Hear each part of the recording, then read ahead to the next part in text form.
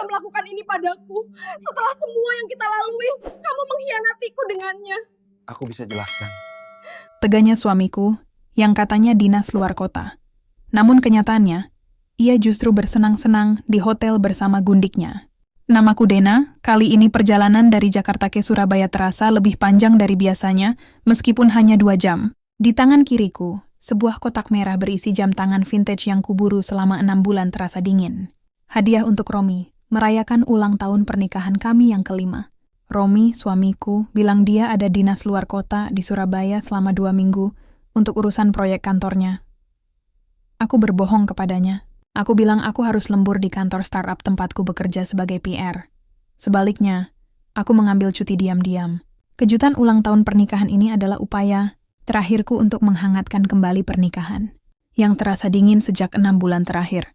Sejak Romi mulai kecanduan judi online dan utang-utang mulai berdatangan. Saat driver online membawaku melewati gerbang keamanan apartemen mewah ini, aku merasakan sedikit kecemasan. Romi memang bilang kantornya menyediakan fasilitas yang wah untuk proyek besar ini, tapi apartemen ini terlalu mewah, bahkan untuk standar kantornya. Aku mencoba mengabaikan insting buruk itu. Aku sudah hafal betul kode pintu digitalnya. Tanggal ulang tahun pertamaku dengan Romi. Klik. Pintu terbuka. Aku menarik koperku perlahan. Berusaha tidak menimbulkan suara. Suasana di dalam sunyi, sepi. Aku meletakkan koper di samping pintu. Ruang tamu itu berantakan dengan botol minuman dan bungkus makanan ringan. Romi tidak pernah serapi ini, bahkan ketika ia sendirian. Aku bergerak menuju kamar tidur utama. Jantungku berdebar kencang. Bukan karena kegembiraan kejutan, melainkan karena firasat yang makin menyesakan. Saat aku hendak memutar kenop pintu kamar tidur, yang terbuka sedikit, aku mendengar suara Romi. Itu suaranya, tapi nadanya berbeda. Serak, santai, dan penuh tawa yang tidak pernah kudengar lagi darinya. Aku membeku. Jadi, besok kita pastikan notarisnya siap, ya sayang?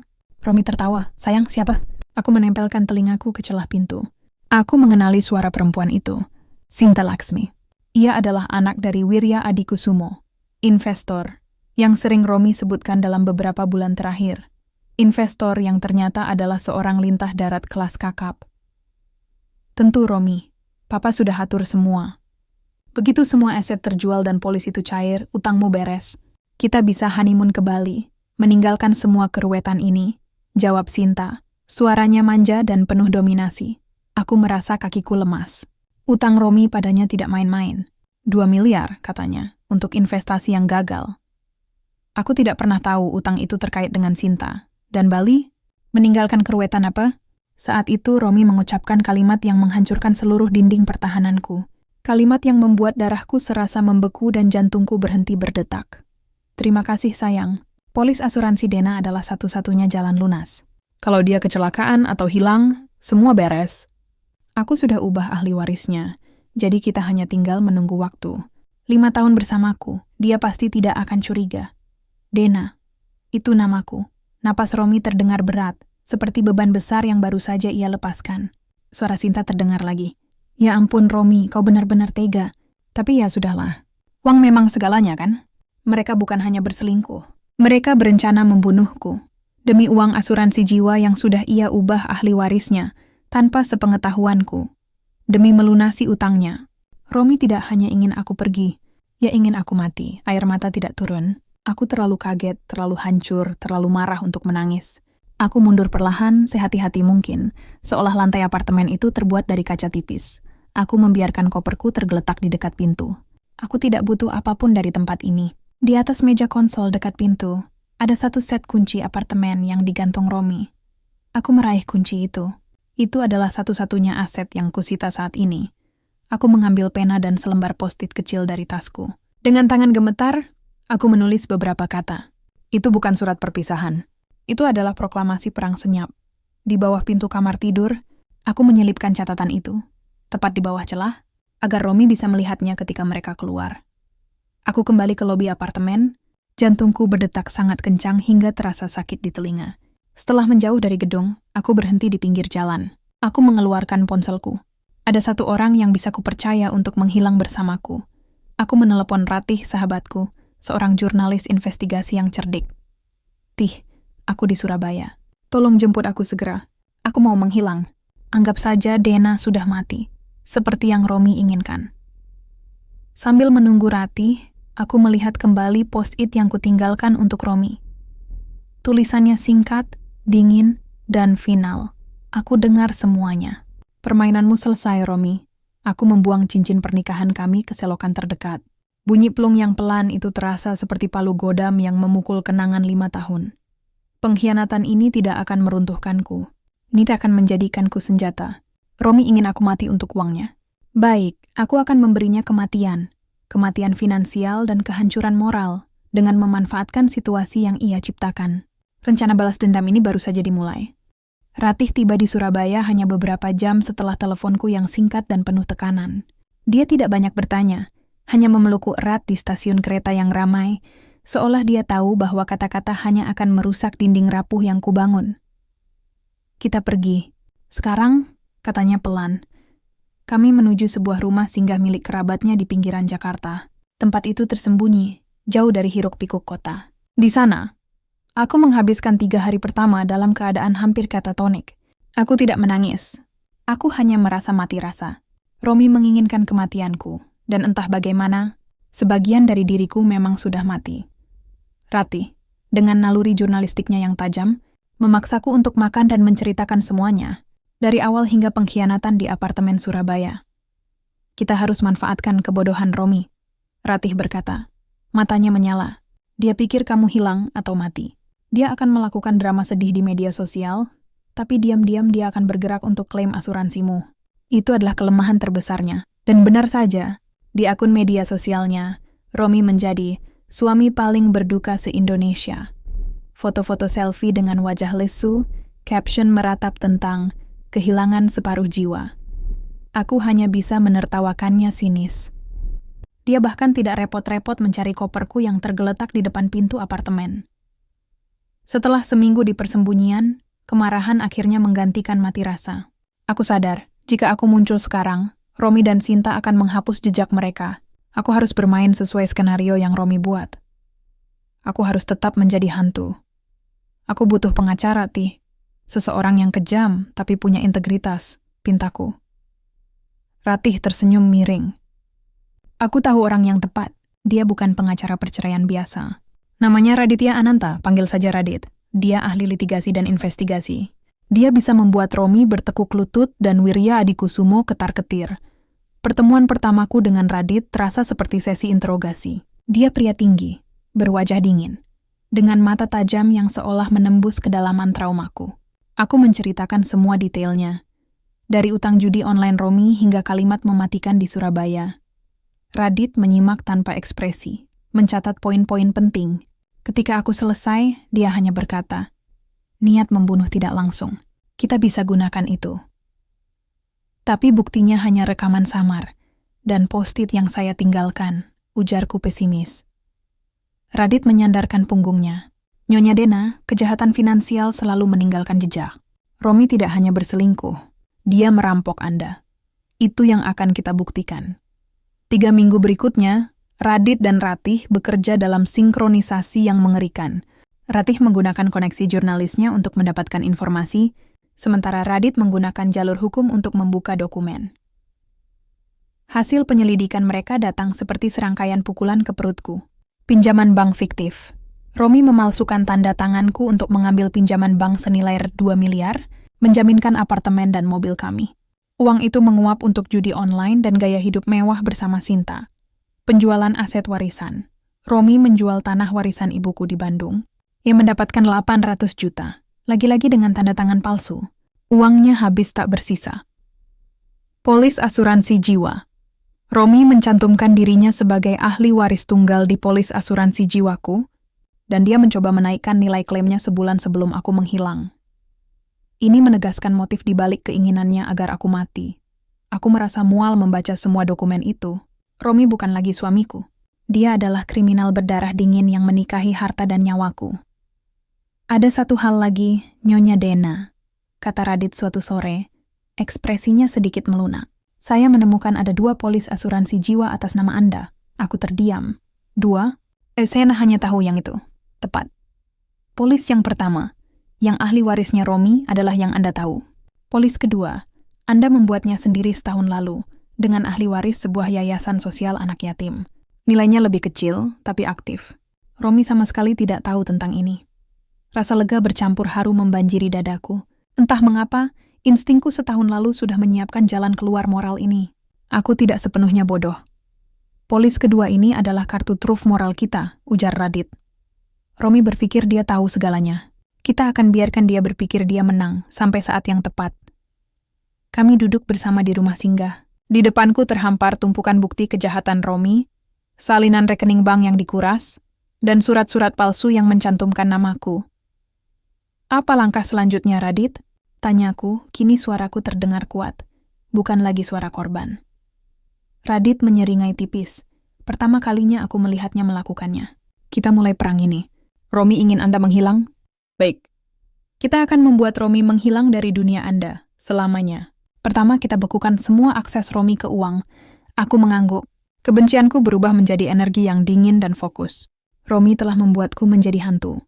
Kini, aku akan menjadi momok yang menghantuinya hingga ia kehilangan segalanya. Radit adalah seorang ahli strategi yang kejam dan kali ini, keahliannya diarahkan untuk menghancurkan Romi. Kita tidak perlu menghabisinya secara fisik. Dena, ujar Radit sambil menunjuk grafik aliran dana di layar. Cukup lumpuhkan sumber kebahagiaannya, uang. Langkah pertama Radit adalah mengirimkan permohonan ke pengadilan untuk membekukan seluruh rekening bersama, yang sebagian besar sudah dikuras Romi. Dan yang lebih penting, rekening individu Romi. Dengan alasan adanya indikasi kuat penipuan aset bersama dan penyalahgunaan wewenang suami istri. Ia juga memastikan rekening Sinta turut dibekukan, dengan alasan adanya transfer dana mencurigakan yang terkait dengan utang Romi. Dampak keputusan pengadilan terasa cepat. Romi yang sedang menikmati peran barunya sebagai duda tragis di Jakarta, tiba-tiba panik. Ponselnya mulai berdering tanpa henti. Diikuti pesan-pesan bernada marah dari Sinta dan ayahnya, Wirya Adikusumo Ratih, yang menanamkan mata-mata digital di sekitar Romi, memberikan laporan harian. Romi kolaps. Dia tidak bisa membayar cicilan utangnya yang sudah jatuh tempo kepada Wirya. Sinta marah besar karena kartu kreditnya ditolak. Romi dan Sinta mulai saling menyalahkan. Mendengar mereka panik, ada rasa puas yang dingin. Romi yang selalu tampak tenang dan superior, kini terjebak dalam jaring laba-laba yang ia pasang sendiri. Di tengah-tengah kekacauan ini, Radit memanggilku untuk sesi yang lebih serius. Ia memutar sebuah video presentasi yang disiapkan timnya. Kita sudah mengonfirmasi motif utama Wirya Adikusumo, jelas Radit. Dia bukan hanya lintah darat, dia menjalankan jaringan penipuan investasi yang menyasar pengusaha kelas menengah yang terlilit utang judi online. Romi adalah salah satu korbannya, tetapi Romi mencoba membuat Anda menjadi korban terbesar. Lalu Radit memindahkan fokusnya ke polis asuransi. Romi sudah mencoba mengklaim polis pertama. Tentu saja klaimnya ditunda karena status hilangnya Anda. Ini memberi kita waktu untuk memanipulasi situasi. Polis kedua itu, apa gunanya sekarang? Tanyaku, mengingat polis yang kususun untuk yayasan. Polis kedua adalah peluru yang tidak mereka ketahui. Itu membuktikan bahwa Anda tidak hanya memikirkan diri sendiri, kontras dengan keserakahan Romi. Secara hukum, itu adalah bukti niat baik Anda. Tapi secara strategis, itu adalah penghalang.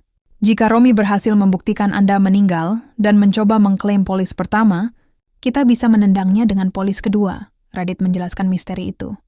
Kemudian, Rati masuk ke ruangan membawa folder tebal. Wajahnya serius. Aku menemukan sesuatu tentang Wirya Adikusumo dan Radit, kata Rati. Menatap Radit sejenak. Aku menatap Radit. Keterkaitan apa? Radit menghela napas panjang, seolah ia telah menunggu momen ini. Saya akan jujur, Dena. Motivasi saya tidak hanya profesional. Kira-kira 10 tahun lalu, saya menangani kasus penipuan bank.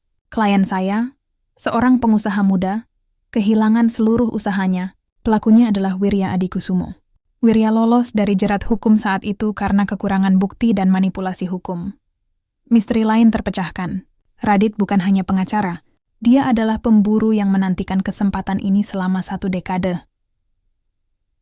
Jadi, ini adalah kesempatan Anda untuk membalas dendam? Tanyaku hati-hati, Radit mengangguk tanpa gentar. Ini adalah kesempatan kita, Dena. Saya tidak bisa menjerat Wirya secara langsung 10 tahun lalu. Tapi sekarang, melalui kebodohan Romi dan Sinta, kita punya bukti baru. Romi adalah benang yang menarik seluruh jaringan Wirya. Saya tidak hanya menjamin kemenangan perceraian Anda, saya menjamin keadilan bagi banyak orang yang pernah menjadi korban mereka. Mendengar itu, ada gelombang energi baru yang mengalir dalam diriku. Aku tidak lagi sendirian melawan Romi.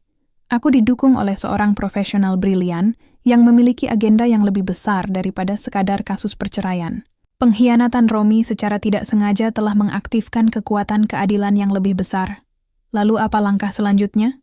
Tanyaku, merasakan dorongan adrenalin. Kita siap untuk konfrontasi. Setelah Romi kehabisan uang dan ditinggalkan Sinta, dia akan menjadi mangsa yang mudah. Kita akan memberinya satu pilihan. Menandatangani surat cerai dan menyerahkan semuanya, atau menghadapi penjara seumur hidup. Aku mengangguk. Aku menatap foto Romi yang diproyeksikan di dinding. Wajahnya yang dulu ku kenal kini terasa asing dan jijik. Aku siap. Kami membiarkan Romi merana selama 2 minggu setelah pembekuan rekening. Ratih melaporkan bahwa Wirya Adikusumo sudah benar-benar menarik diri, tidak ingin terlibat dalam masalah Romi yang kini beraroma pidana. Sinta, si wanita manja yang hanya mencintai uang Romi, mencampakkannya dan kembali ke pangkuan ayahnya, meninggalkan Romi sendirian dan bangkrut di apartemen yang disewa atas nama Sinta. Saat Romi benar-benar terpojok, Radit mengirimkan surat panggilan. Aku menghabiskan hari itu di salon. Bukan untuk kecantikan, tapi untuk armor. Aku memotong rambut panjangku, mengubah warnanya menjadi lebih tegas, dan mengenakan setelan bisnis yang elegan dan berkuasa. Jauh dari citra istri polos yang Romi nikahi. Aku harus memastikan bahwa Romi melihat bukan lagi Dena yang ia khianati, tapi Dena yang ia ciptakan. Musuhnya. Aku memasuki ruang konferensi kantor Radit. Ruangan itu didominasi oleh meja mahoni besar dan jendela yang menghadap ke langit Jakarta. Romi sudah ada di sana, ditemani oleh seorang pengacara muda yang terlihat gugup. Saat Romi melihatku, wajahnya yang lesu karena stres dan kurang tidur, langsung berubah putih pasi. Matanya melebar seolah ia melihat hantu. Dena, kau tidak hilang? Gumamnya, suaranya tercekat. Aku tidak menjawab. Aku hanya duduk di seberang meja, di samping Radit. Aku memegang daguku dan menatapnya dengan tatapan yang dingin. Tanpa belas kasihan, aku membiarkan keheningan yang panjang dan mematikan memenuhi ruangan. Radit kemudian mengambil kendali, suaranya tenang dan otoritatif. Tuan Romi Arisandi, Radit memulai, kami telah mengajukan gugatan cerai atas nama klien kami, Nyonya Dena Pramudita. Romi mencoba bangkit. Tunggu, ini pasti salah paham, sayang, aku bisa jelaskan. Jangan panggil saya sayang. Potongku, suaraku rendah dan tajam. Saya bukan istri Anda. Saya adalah kreditur Anda. Radit meletakkan 2 dokumen tebal di depan Romi. Ini adalah salinan gugatan cerai Nyonya Dena. Dan ini, Tuan Romi, adalah tuntutan pidana berlapis yang menyertainya. Penipuan, penggelapan aset, pemalsuan dokumen, dan percobaan pembunuhan tidak langsung melalui upaya klaim asuransi jiwa. Wajah Romi kini benar-benar pucat. Pengacaranya buru-buru membalik-balik dokumen, semakin lama ia membaca, semakin jelas kepanikan di wajahnya. Dokumen-dokumen itu mencakup semuanya. Salinan transfer uang ke rekening Sinta, email tentang polis asuransi, dan yang paling menghancurkan, analisis forensik tanda tanganku yang dipalsukan untuk pinjaman bank dan penjualan tanah warisan. Anda tidak punya bukti sekuat itu. Romi mencoba membantah, suaranya gemetar. Aku meraih amplop kecil yang disiapkan Radit. Di dalamnya ada foto buram Romi dan Sinta di sebuah kafe, dan yang lebih tajam, salinan post-it yang kutinggalkan di Surabaya. Aku dengar semuanya. Permainanmu selesai, Romi. Saya mendengar semuanya, Romi. Di Surabaya, rencana keji Anda dengan Sinta. Anda ingin saya mati untuk melunasi utang judi Anda. Bukti niat jahat Anda sudah final. Kataku, merasakan setiap kata keluar dengan kekuatan yang sudah lama terpendam. Romi terdiam, matanya mulai berkaca-kaca, tapi aku tahu itu adalah air mata keputusasaan. Bukan penyesalan. Sekarang, kami tawarkan Anda satu-satunya jalan keluar. Radit melanjutkan, nadanya final. Nyonya Dena adalah orang yang berbelas kasihan. Kami akan mencabut seluruh tuntutan pidana ini, yang akan menjamin Anda mendekam di penjara selama bertahun-tahun, dengan satu syarat yang tidak bisa ditawar. Romi menatapku, penuh permohonan. Apa? Aku akan lakukan apapun, Dena. Aku mengambil alih ucapan Radit. Mataku bertemu matanya, tanpa kedipan. Anda menandatangani semua dokumen ini. Anda menyerahkan seluruh aset yang tersisa atas nama kita. Apartemen, mobil, dan sisa dana di rekening yang belum Anda kuras. Anda juga mengambil alih seluruh utang bank dan utang kepada Wirya Adikusumo. Seluruhnya menjadi tanggung jawab Anda. Romi menjerit tertahan. Tidak, semua utang? 2 miliar lebih. Dena, aku akan hancur. Anda ingin saya mati untuk melunasi utang itu, Romi, kataku bersandar ke depan. Hancur adalah harga yang murah untuk nyawa saya. Pilihannya sederhana, tanda tangan dan bebas pidana, atau menolak dan membusuk di penjara karena penipuan, penggelapan, dan percobaan pembunuhan tidak langsung. Pengacara Romi berbisik panik di telinganya. Setelah beberapa saat, pengacara itu menggeleng dan berbisik lagi. Tanda tangan, Romi. Buktinya terlalu kuat. Romi menatapku dengan kebencian yang mendalam, tapi juga rasa takut yang melumpuhkan. Perlahan ia meraih pena. Tangan yang dulu memelukku itu kini gemetar di atas surat-surat itu. Dengan air mata yang akhirnya menetes, ia membubuhkan tanda tangan yang merenggut segalanya dari hidupnya. Aku mengambil kembali pulpen itu, rasanya seperti mengambil kembali hidupku. Aku tidak merasakan kemenangan euforia, melainkan pembebasan yang dingin. Romi telah menandatangani surat kematian finansialnya sendiri. Setelah Romi meninggalkan kantor Radit, ia tampak seperti mayat hidup, hanya menyisakan cangkang dari suami yang dulu ku kenal. Aku duduk di sana, menatap tumpukan dokumen yang sudah ditandatangani, dokumen yang secara resmi mengembalikan asetku dan membebankan seluruh utang Romi kepadanya. Selamat, Dena. Secara hukum Anda bebas sepenuhnya, ujar Radit. Suaranya mengandung nada kepuasan yang jarang ia tunjukkan. Terima kasih, Radit. Anda menyelamatkan saya? Secara harfiah, kataku. Belum selesai, balas Radit. Ia kemudian menunjukkan laporan dari perusahaan asuransi. Romi sudah mencoba mengklaim polis asuransi pertama Anda. Dia yakin sepenuhnya Anda mati atau hilang, dan dia akan mendapat miliaran itu. Aku menahan napas. Ini adalah momen plot twist yang aku tunggu-tunggu. Kartu truf terakhir yang hanya diketahui kami bertiga. Aku, Radit, dan Ratih. Lalu, tanyaku, meski sudah tahu jawabannya. Radit tersenyum misterius. Tentu saja klaimnya ditolak. Romi terkejut, panik, dan pasti sangat marah. Dia tidak akan mendapatkan sepeser pun. Aku tersenyum puas. Saya tidak ingin uang dari polis pertama itu.